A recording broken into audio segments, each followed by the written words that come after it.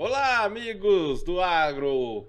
Você que acompanha o nosso canal Ruralcast, seja muito bem-vindo para mais um Ruralcast. Hoje aqui, uma presença toda especial, uma presença feminina, trazendo aí notícias e trazendo informações do agro, né? O processo que foi até chegar aonde ela está hoje.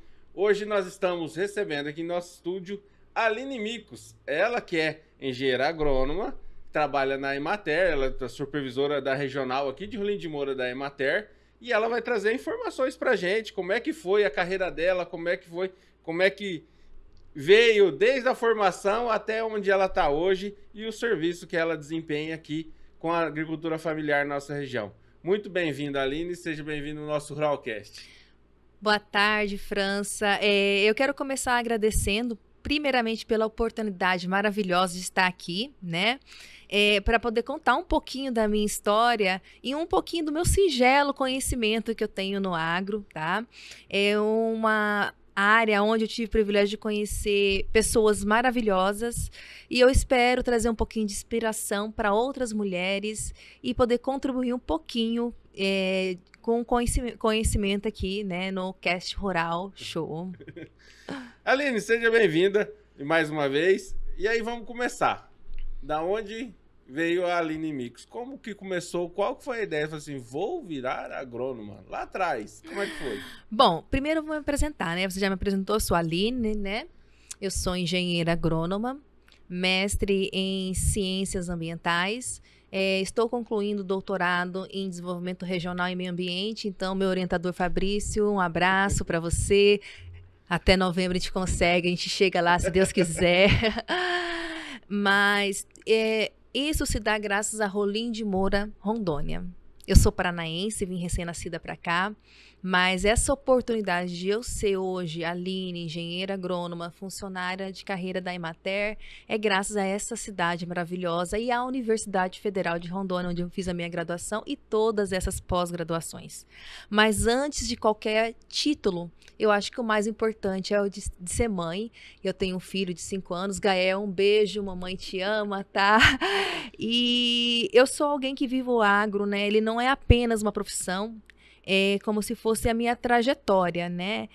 Onde tive vários aprendizados, acima de tudo, encontro com pessoas extraordinárias. Desde cedo aprendi que a terra ela nos ensina a ter paciência, resiliência e que a colheita ela começa muito antes da semente ser plantada. Então, trabalhar no agro, para mim, vai além de produzir, transformar vidas, trazer alimento para o mundo e cuidar do que temos de mais valioso, que é a nossa natureza. Então, o agro, eu posso dizer que faz parte de mim, não só como alguém que trabalha nele, mas alguém que vive no campo. Ó, que bacana, hein? E o trabalho no agro é apaixonante, né, Aline? Sim, eu comecei minha trajetória lá muito cedo, tá? Na minha adolescência, quem não me conhece, eu sou filha de apicultores. Então, seu Cláudio Micos, um abraço, pai. Dona Marcelina, um abraço, mãe, amo vocês. Eles são apicultores e eu vendia mel na feira. Naquela época, em Rolim de Moura, só tinha 2 locais que fazia feira. Era em frente ali o Aloísio, que era a feira de quinta-feira, e atrás do Cândido Portinari, que era... A feira de domingo, A feira né? de domingo, isso Eu mesmo. lembro, eu ia Eu bastante. vendia mel, né? Eu ia cedo de madrugada montando a barraquinha, e aí tinha as barracas de pastel, né? O pessoal voltando tudo das festas do CTG, da balada. Antigamente, na Igreja Matriz, o pessoal fazia, depois da missa, ficava a noite toda ali, né? Sim, Se sim. divertindo. E de lá eles iam, né, comer pastel, mas eu já conheci me entrosar com agro ali, né? Comecei a trabalhar no comércio muito cedo, aos 16 anos comecei a trabalhar na Megasoft Informática, quem é mais antigo lembra, que ela não trabalhava hoje só com comunicação visual, ela trabalhava tanto na parte de informática, de cursos, de assistência técnica e até de lan house. E quando eu terminei o 2º grau, né, eu trabalhava de dia na Megasoft e à noite fiz o 2º grau. No primeiro ano não tinha dinheiro para pagar a inscrição do vestibular. E naquela época Eu não fiquei frustrada por isso, porque eu acho que cada coisa a gente tem que ter paciência e esperar. Tudo tem seu tempo, Tudo né? sem ter o seu tempo. Tanto que tem em Eclesiastes, né, há um tempo certo para que todas as coisas acontecerem. E eu acho que foi exatamente o que aconteceu comigo. Não fui eu que quis ser agrônoma. A agronomia me escolheu. Por que eu digo isso? Porque na época eu só tinha 2 cursos, pedagogia e agronomia. E a gente sai do segundo grau muito perdido. A gente não tem noção de que faculdade fazer. E eu sabia que pedagogia não me identificava naquele momento. E eu fiz agronomia por aventura. Então, no primeiro ano eu não fiz o vestibular, não tinha dinheiro. Aí, no segundo ano, eu consegui pagar a inscrição, né? Graças a Deus. Graças a Deus. E passei em 10º colocado. Passou bem. Passei bem. Colocado. Eu sou da 5ª turma de agronomia do curso da Unir aqui de Rolim de Moura. E da minha turma de escola pública só tinha 3. A maioria era do classe A, de Porto Velho, de outras regiões, estudavam, né, teve uma boa base do ensino médio, né? Que é uma realidade muito triste, que quando, né, realmente as vagas das universidades públicas não é para as pessoas que realmente, né, precisam. Então, né, o início do curso eu fui me apaixonando, porque eu achava que a agronomia era só plantar e colher, e é muito mais do que isso. A gente tem a engenharia de alimentos, a gente tem a engenharia agrícola, a gente tem a topografia, a gente tem a segurança de alimento, a gente tem a irrigação, a gente vê tanto a área animal como a área vegetal, então é uma área muito ampla e imenso o leque que pode nos dar de oportunidade. E a partir daí, eu percebi que a minha praia era agronomia. Então, às vezes a gente não escolhe o caminho escolhe a gente, França. E eu acho que a agronomia, ela me escolheu. Que coisa boa, hein? A agronomia escolheu você e demorou um pouco para me achar. França, eu lembro de você no Banco Bradesco. Eu trabalhava na Megasoft na época, isso deve ter uns 20 anos para mais. Mais ou menos por aí. Tem uma história aí. Eu sou da 18ª turma de agronomia. Então... Eu poderia ter feito parte da primeira. Mas é muito bacana, né? Às vezes a agronomia demora um pouco para escolher a gente, mas quando tá marcado é a nossa vez, é a nossa vez. Acontece. Né? E hoje eu percebo, né, que como essa etapa, assim, desse processo, dessa espera, ela foi muito essencial na minha vida. Então, eu sou imensamente grata, principalmente a Rolim de Moura, né? Depois a Universidade Federal de Rondônia. Depois a Emater, que eu sou servidora de carreira já há 14 anos, então assim, assim que eu me formei com 6 meses, eu fiz um processo seletivo e entrei. Então, foi até rápido essa abertura do processo seletivo, isso, né? Então assim, eu fui uma das poucas pessoas que teve a oportunidade de, logo que saiu da faculdade, já entrar para o mercado de trabalho. Mas antes disso, fui para São Domingos do Guaporé, depois eu conto um pouquinho mais sobre essa experiência. Foi bem bacana. Então, a gente já meio que entrando nessa área aí, como é que foi esse início na Emater?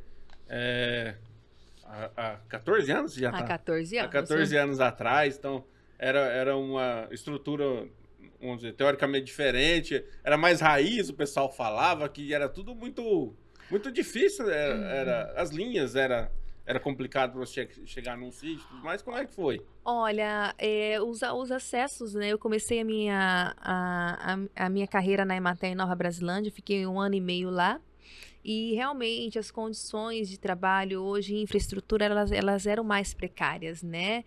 As estradas ruins, os nossos veículos eram moto, então, tipo, era bem difícil o acesso. Hoje já melhorou bastante. Mas só o fato de ser mulher no agro requer uma dose de coragem. Tá? A gente passa por alguns desafios, principalmente porque é um setor que é dominado pelos homens. Eu trouxe até aqui uns dados do IBGE, que apenas 19% dos estabelecimentos agropecuários no Brasil são chefiados por mulheres. E isso não é diferente nas repartições públicas como nas repartições privadas, né? E outro dado interessante da FAO, 40% da força de trabalho agrícola vem das mulheres. A gente já está lá trabalhando, empreendendo. A diferença é que a gente não está liderando, né? Ainda falta espaço. E não foi diferente na Emater. Eu era a única mulher agrônoma no meio de um monte de homem. Então, até tem uma história, né, que eu coloquei aqui, que eu fui para um dia de campo, eu era a única mulher, E eu fui mostrar uma técnica ali de poda do café, né, da importância, né, da poda e tal. E a sensação de discriminação daquele grupo masculino em volta de você, ela é impactante. Então, assim, aquilo lá meio que me intimidou. Mas a gente, com muita humildade, com jeito, com conversa, e com respeito, a gente consegue mostrar, né, o que realmente que a gente tem capacidade de estar ali. Porque a gente é subestimado o tempo todo por ser mulher. E não só como funcionária pública, até mesmo no atendimento ao público, né? Então, assim, eu acho que a terra, ela não faz distinção de gênero, França. O campo, ele precisa de mãos que trabalhem com amor e dedicação. E é isso que a gente precisa mostrar para o público rural, que ele ainda é muito masculino, que não importa o gênero, importa pessoas que queiram fazer a diferença, que estejam ali. Bacana. E hoje você já vê uma diferença de tratamento quando você chega a um produtor rural em relação a lá no início, até que com certeza foi mais difícil, até porque, como você mesmo falou, tinha poucas profissionais mulheres atendendo naquela época. Como você vê hoje? Hoje, eu acredito que o respeito que eu tenho é pelo conhecimento dos produtores a longo prazo. Se eu iniciasse hoje de novo, né, começasse hoje, fosse meu primeiro dia de trabalho, eu iria enfrentar os mesmos desafios. Nossa, então... Ele ainda continua muito competitivo e muito, o agro, ele é muito masculino ainda. Então, para você ter respeito, você não tem que ser só bom, você tem que provar que você é boa. E aí dá trabalho. E dá trabalho. Não que, como você falou, você tem que provar, você mostra o seu conhecimento, mas mesmo assim... Você precisa provar. Se você não fazer o A mais B, eles não vão acreditar que é AB. Exatamente. Nossa, deve ter sido difícil. Com certeza a gente está aqui todo dia trabalhando para ter essa igualdade, para poder ter essa melhora, né, no setor. Como é que você vê? Você acha que tem uma perspectiva? Como está melhorando hoje em dia? Eu acredito que as políticas públicas, elas vêm justamente por isso, né? Inclusão de gênero, né? Hoje, a Política Nacional de Aterna, ela tem uma cota até mesmo para ter profissionais, contratação de profissionais, né, mulheres, justamente por causa disso. E até mesmo dentro das políticas públicas, não só para nós profissionais, que somos, né, tanto funcionário público ou da esfera pública ou privada, as políticas públicas, o público prioritário é mulher. Então, o Pronaf Mulher é uma linha de crédito específico justamente para alavancar e elas serem empreendedoras. Quando você vai fazer um chamamento público do PA, que é o Programa de Aquisição de Alimento, se você tem uma quantidade X de recurso, se tem uma mulher ou um homem, a mulher ela tem prioridade. Na questão da regularidade da regularidade fundiária, os últimos títulos, eles vieram com dupla titularidade, com o nome do homem e da mulher. Porque o que acontece? Hoje, a legislação trabalhista, ela mudou. Então, a mulher antigamente pegava os documentos do marido, apresentava por INSS e ela se aposentava. Hoje, se ela não comprovar, ela vai ter que entrar de forma judicial. E o papel nosso é orientar. Digníssimo, você está tirando pelo menos uma nota fiscal no nome da sua digníssima esposa como produtora rural? Porque se ela quebrar um braço, como é que ela vai acessar o benefício do INSS? Ela precisa comprovar a partir de agora. Então, assim, as políticas elas estão se fechando. E isso é bom para a gente. Porque a gente... tira aquele peso das costas de provar que você é boa, sendo boa e que você tem conhecimento, mas que você está ali porque você tem o mesmo direito, não por causa de gênero. Bacana, bacana, é importante. Até eu entrei nessa questão que hoje a gente percebe, as últimas turmas, pelo menos aqui, nós que somos aqui de Rolim de Moura, que a gente ainda tem um pezinho ali dentro da Universidade Federal, o curso de agronomia hoje, 60% dos alunos que entra é mulheres. Então a gente vê que, pelo menos assim, em forma de quantidade, as mulheres estão dominando o agro. Bom, eu não iria falar isso aqui, porque eu sou uma pessoa, né, uma mulher que não fala esse tipo de coisa, mas na minha época, no curso de agronomia, né, sempre tinha os apelidos, né? Os agrônomos, né, tinham os apelidos, os da engenharia florestal são os pica-pau, né, e assim por diante, toda, né, Piadinha de coisa da faculdade. juventude, né, Sim. todo mundo é jovem. Mas na minha época, o curso de agronomia, ele se resumia a homem, né, igual navio pirata. Ou tinha homem, ou tinha canhão. E os canhão era a gente. Então, assim, numa turma de 40, tinha 3 mulheres. Então, Era bem assim, era bem desproporcional, né? desproporcional. A minha turma foi a primeira turma, assim, que tinha um pouquinho mais, tinha 7 meninas, né, de 40 pessoas. E, assim, e você vê que no processo de formação, iniciava-se com 40, formava-se 7, 11, não sei se continua nessa mesma proporção, Hoje né? eu acho que tá uns 50%. 50%. Porque é triste, porque é muito investimento, né, que o governo tem ali, a instituição tá os professores de alto gabarito, inicia 40 pessoas para finalizar só 7 no processo, né? Como você falou, é o desperdício da capacidade que a universidade tem.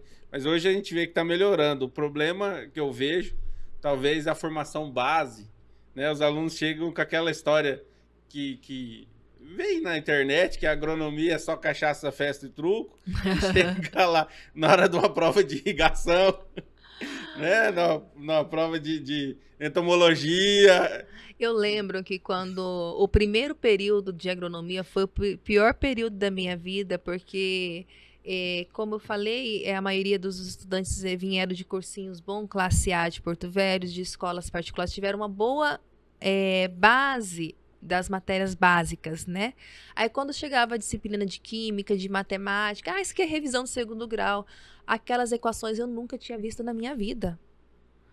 Eu falei, meu Deus, foi tão traumatizante e tão difícil o primeiro período que eu achei que eu não iria dar conta de fazer agronomia. Aí quando você acha que fica bom, que você consegue passar o primeiro período, aí vem a tal da hidráulica, vem a tal da irrigação, aí vem a tal da fisiologia vegetal e animal, porque são completamente diferentes. E dentro do animal não é só um tipo de organismo, tem vários tipos de organismo, porém o médico estuda só anatomia humana. Não, o veterinário, o agrônomo na zootecnia, ele vê lá o cavalo, vê o coelho, vê a galinha, vê o peixe, que são fisiologias totalmente diferentes. Então é muito complexo. E na época, quando eu fiz o curso de agronomia, saiu uma matéria na Veja, que era considerado o segundo curso mais difícil do Brasil. Eu falei, eu tô enrolada. Eu achei, devia ter feito pedagogia mesmo. Eu achei que era só colocar a semente e esperar a planta subir. E tava tudo certo. Mas e aí? A gente voltando ao papel na Emater, como é que você vê hoje a questão da agricultura familiar, que é o pilar, né, da assistência técnica e da extensão rural, que é o que a Emater trabalha?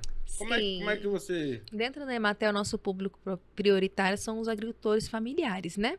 E para ser produtor familiar tem todo um enquadramento, né? Questão de área, né? Que tamanho da área que o produtor tem do imóvel rural, renda, né? Às vezes ele tem uma área pequena, mas não se enquadra porque tem uma renda, já passa para médio produtor, né? Ele tem, né? Então tem uma série de fatores.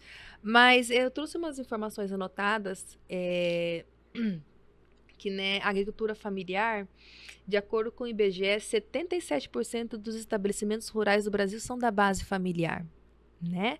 E de acordo com a Organização das Nações Unidas, né, a agricultura familiar tem um papel fundamental na garantia da segurança alimentar, para isso contribuir para a oferta de alimentos diversificados e de qualidade. Porque quando você pega o agro médio e grande produtores, a soja, os confinamentos, os grandes commodities, né? Para onde que vai isso? Vai tudo para exportação. E o pequeno produtor? Ele que plantou arroz, o feijão, a salada, o leite, o queijo, as coisas que a gente põe dentro da comida, que a gente come todos os dias. Então, a agricultura familiar, ela, de certa forma, ela deixa a renda mais, de uma forma mais equilibrada. Você percebe-se como os comerciantes ficam felizes quando sai o pagamento do leite, como é que o comércio fica aquecido, né? Porque esses pequenos produtores, eles fazem mover a economia local. O médio, grande, o dinheiro vai todo para fora, né?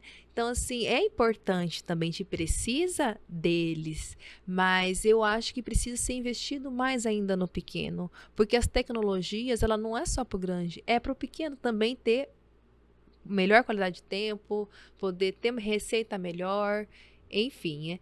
E eu acho que esses pequenos produtores, eles precisam de mais apoio, né? E a cada dia que passa, eles estão tendo mais dificuldade, tanto para ter acesso ao crédito rural, como para ter acesso às políticas públicas também.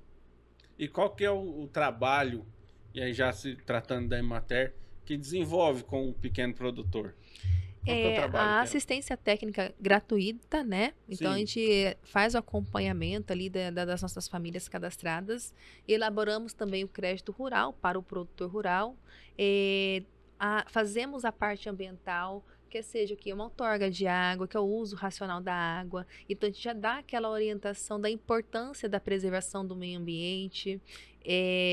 A gente trabalha a questão das políticas públicas, veio muda, distribuição de muda, calcário. Então, todas as políticas públicas voltadas para o agro, para a agricultura familiar, elas são jogadas na Emater, né? A SEAGRE joga na Emater, através do governo do estado, e a gente executa, porque a gente tem 52 escritórios. Ou seja, 52 municípios do estado de Rondônia. A gente está distribuído no estado de Rondônia de forma estratégica para atender os pequenos mesmo. Bacana. E nesse acompanhamento, eu falo conversando contigo dentro do seu tempo de Emater. Você conseguiu acompanhar assim, uma família dando assistência e viu a mudança, viu a melhora? Como é que você vê? Sim, se tem algum exemplo que pode dar? Tenho um exemplo. Eu vou contar um caso de Nova Brasilândia do Oeste, para valorizar nós mulheres, né? Tinha uma produtora que ela fazia polpa no liquidificador, congelava e levava no isopor na cidade para vender. E o marido tinha vergonha. Polpa de fruta. Polpa de fruta. Uhum. E ela foi fazendo as polpas e foi vendendo. E entrou naquela época, no ano de 2011 para 2012, teve o programa das agroindústrias, um programa de Estado. E a gente orientou essa família a construir uma agroindústria e registrar. Então, se juntou, são 4 irmãos, os homens, eles construíram a infraestrutura. As mulheres, a gente capacitou para fazer a manipulação das polpas de fruta dentro das boas práticas de fabricação, atendendo os procedimentos operacionais padrões para garantir a segurança alimentar, atendendo a legislação. E os homens foram para o campo plantar, as mulheres processavam e tinha um que trabalhava a logística de entrega e comercialização.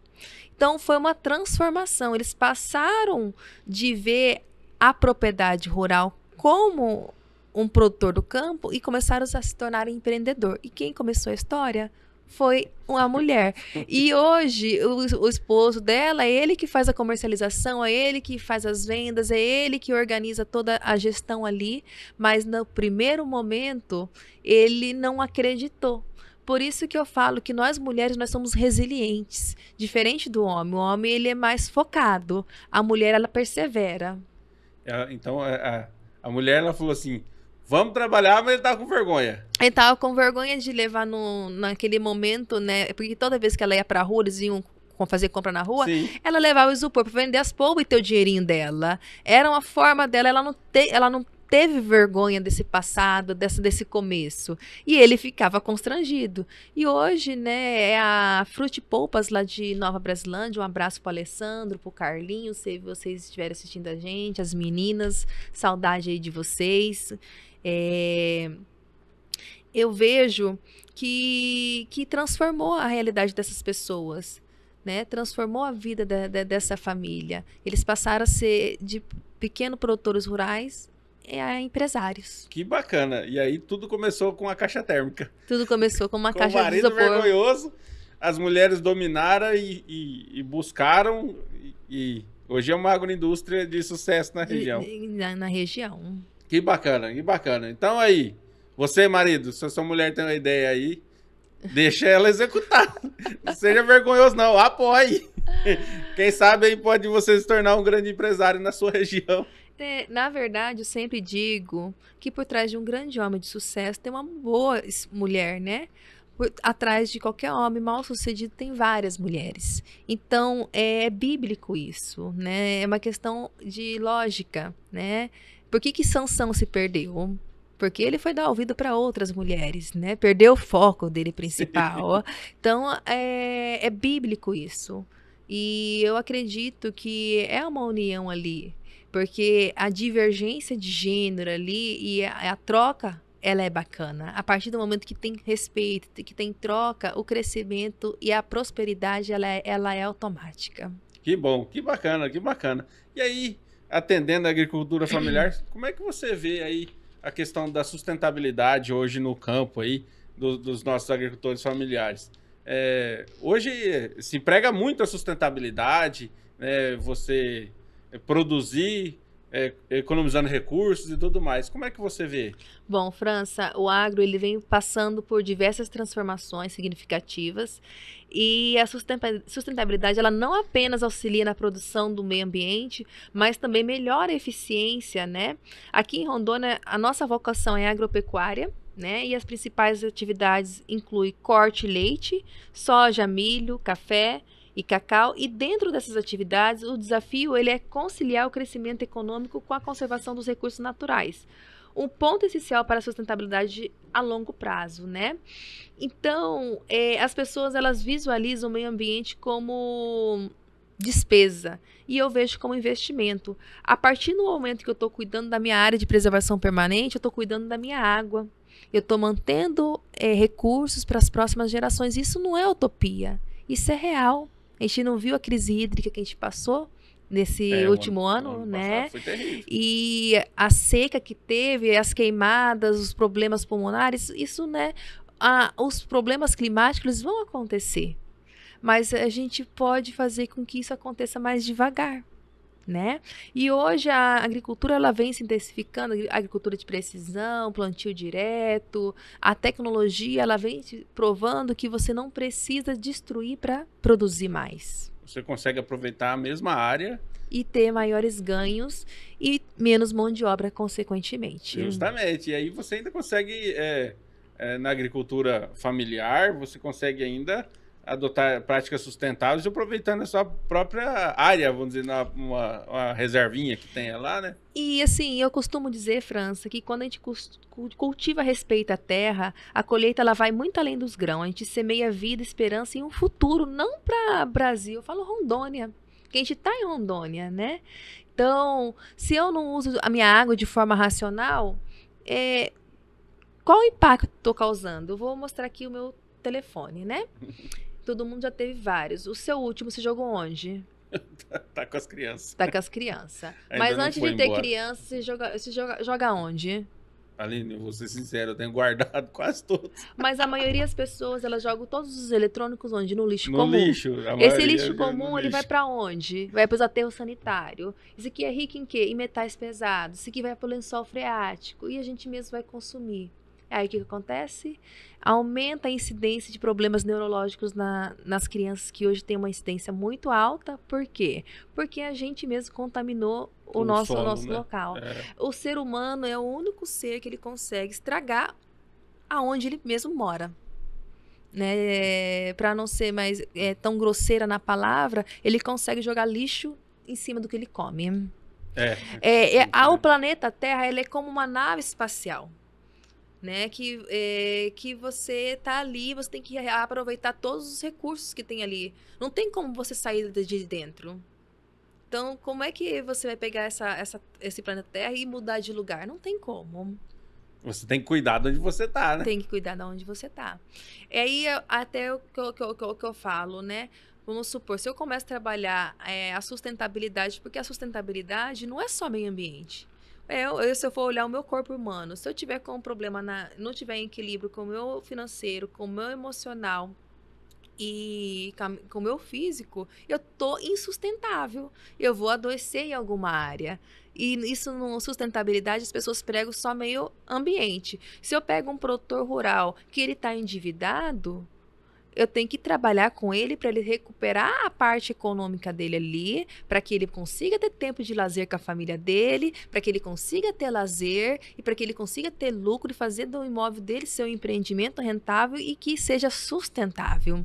Então, as pessoas ficam muito focadas em sustentabilidade, em reflorestamento, e não é isso. Acha que é só isso, É né? só isso, não é só isso. A partir do momento que eu consigo incluir aquela pessoa numa política pública, eu consigo dar acesso ao crédito rural, ela consegue ter lazer, ela consegue comprar um carro. E trabalha melhor E depois. ela trabalha melhor e feliz, eu estou trabalhando na sustentabilidade daquele núcleo familiar. Então, eu estou transformando vidas.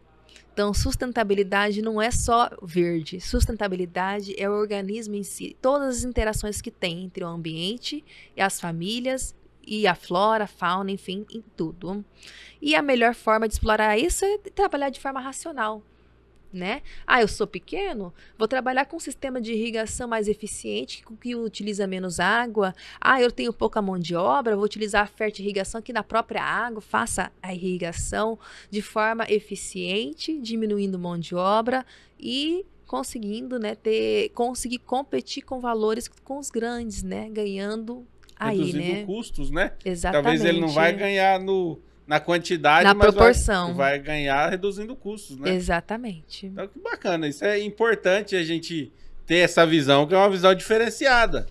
Que a maioria das pessoas só escutam e só veem. Sustentabilidade é deixar uma árvore de pé, uma floresta em pé, mas não vê essa questão aí, tanto pessoa como a natureza, o ciclo que ela tá, a sociedade que ela tá inserindo. Total. Tanto que na Emater, né, a gente trabalha a área social, a área econômica, né? Então, já para casar isso, porque a gente não vai trabalhar só a parte técnica. Às vezes você está com um produtor rural que está com uma depressão. E como é que você vai motivar uma pessoa com depressão a trabalhar? Então, você tem que fazer todo um trabalho. E tem também a questão cultural, a rigidez comportamental da pessoa ali naquele ambiente. A pessoa, eu fiz a vida toda foi assim, eu vou fazer a vida toda assim, eu não vou mudar, né? E hoje as pessoas têm que estar aberta e receptiva a mudanças para ela evoluir. Então, quando a pessoa está fechada para o mundo, ela está insustentável, porque ela acaba se sofrendo e se penalizando muito mais. É bacana. Isso dá um corte. Eu gostei dessa parte que é um pensamento diferente do que normalmente a gente costuma ouvir e ver por aí. É bacana. E aí, a gente vai chegando mais ou menos próximo ao nosso fim aqui do nosso programa. Como é que você vê aí o agro aí nos próximos anos? Como é que você imagina como é que vai ser? Ou qual que é as suas ideias aí pro agro que tá vindo aí? Eu espero que de verdade o gênero não seja mais um fator limitante, né? Temos excelentes profissionais mulheres, né? E excelentes homens. A gente não tá para competir, não é para ser o melhor cota, a gente tá para somar forças mesmo. Eu costumo dizer que a gente não tem concorrentes, a gente tem parceiros.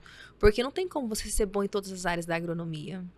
Né? Quem é bom na área ambiental, quem é bom de café é café, quem é bom em soja é em soja, quem é bom em pecuária é pecuária, mas não peça para uma pessoa que só sabe fazer crédito rural para dar uma aula de cafeicultura que ela não vai conseguir. Então, é um leque muito grande. Então, para mim, o agro ele é muito mais do que um trabalho, ele é uma vocação de vida. Quem vive do campo aprende que dia após dia, cada amanhecer traz desafios, mas também a promessa de uma colheita rica e aprendizados de esperança. Tudo o que eu conquistei na minha trajetória foi graças ao agro. Ele me ensinou o valor do tempo, do cuidado com a terra e da confiança que se a gente semear com dedicação e amor, a gente vai colher frutos abundantes.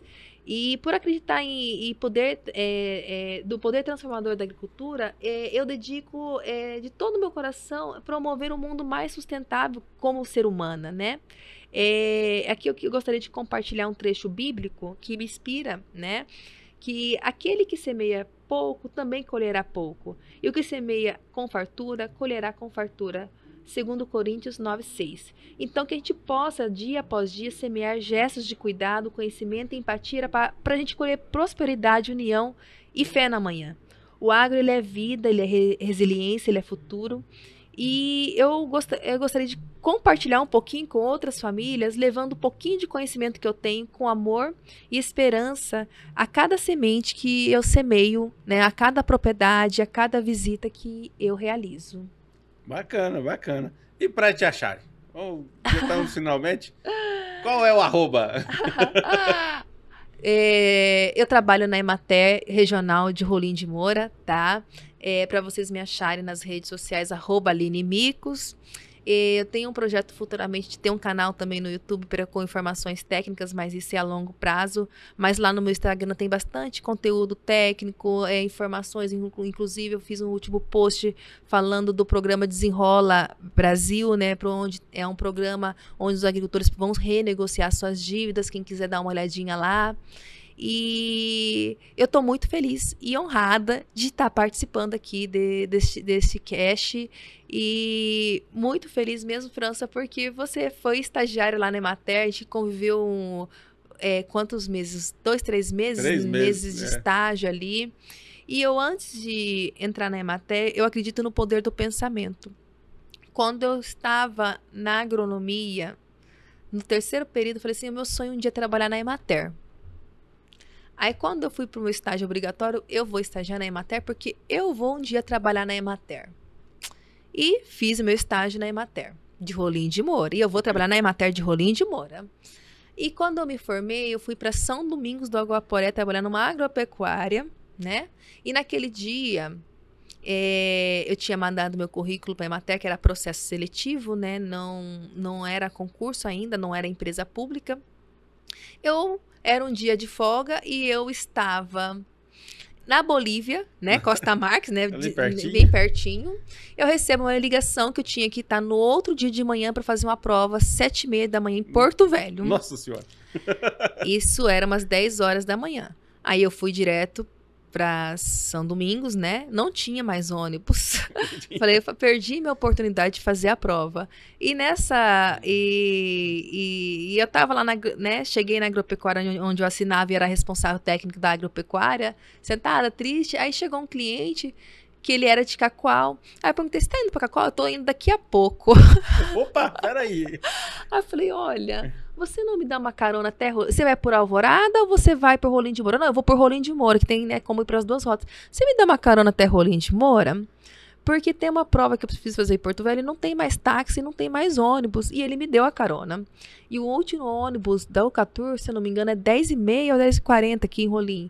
Eu cheguei faltando 20 minutos pro ônibus. Senhora. Tomei um banho, arrumei minha mala na casa da minha mãe, cheguei em Porto Velho 6 horas da manhã. Foi direto para a Emater, fiz a prova, acabou a prova, voltei, peguei o ônibus do meio-dia e voltei para São Domingos. Para trabalhar. E, tipo, eu era recém-formada, tinha uns 3 meses de formada, e poucos dias depois eu recebo a ligação que eu tinha sido aprovada e que minha lotação era em Nova Brasilândia. Que coisa boa. E com 1 ano e meio surgiu a oportunidade de ser supervisora, né, no escritório regional de Rolim de Moura, e eu realizei o sonho de estar lotada em Rolim de Moura. Então, eu acredito muito no poder da visualização e do pensamento. Então, como Albert Einstein disse, né, a velocidade do pensamento, ela é muito rápida, né? E foi assim que aconteceu comigo. E cada mulher e cada pessoa vai ter sua trajetória, a sua experiência e as suas histórias. Como a gente falou, nem no comecinho, tudo tem seu tempo certo e vai acontecer. E vai acontecer. Muito bem. E você que tá aí, tem a sua história inspiradora? Manda aí pra gente, coloca aí nos comentários aí do nosso Ruralcast. Passa aí pra gente as suas histórias. Aline, muito obrigado pela sua presença. Muito obrigado aí por essas aulas que você deu aqui hoje. Espero aí que em novembro saia o doutorado, né? Em novembro. Ai, se Deus quiser. Que consiga finalizar o doutorado aí para ser a nossa doutora Aline aqui da Emater. Graças a Rolim de Moura e graças a Unir. Olha que coisa boa. Então você vê, né? A gente tem muitas oportunidade, as né? pessoas elas não valorizam, né, aonde está. Eu acredito que não, independentemente da área que você escolha, você tem espaço. E hoje as universidades estão muito popularizadas, né? Você tem várias opções de cursos em Rolim de Moura, desenvolveu muito. Então, assim, eu sou muito grata à minha cidade e eu acho que Rolim de Moura é o melhor lugar do mundo para se morar. Não trocaria por nada. Coisa boa. Obrigado, Aline, pela presença. Eu que agradeço, França.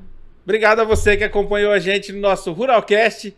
Na próxima terça-feira, conto com a sua companhia, com a sua presença. Ah, não esqueça aí, deixa seu like, já se inscreve no canal. Vem com a gente, vem no Ruralcast para você conhecer histórias como a da Aline, histórias inspiradoras no agronegócio.